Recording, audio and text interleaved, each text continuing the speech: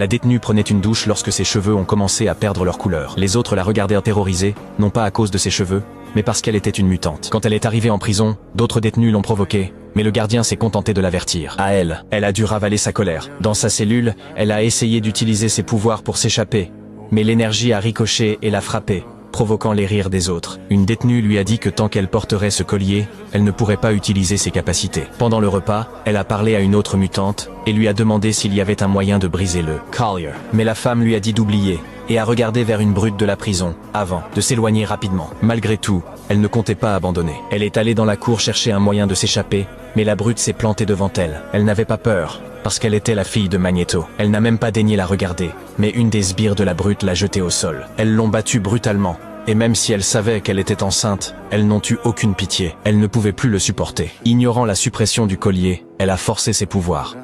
Les autres détenus se sont vengés. Immédiatement, jusqu'à ce que les gardiens arrivent et les séparent. Elles l'ont envoyée à l'isolement. Pour son bébé, elle a essayé d'utiliser à nouveau ses pouvoirs.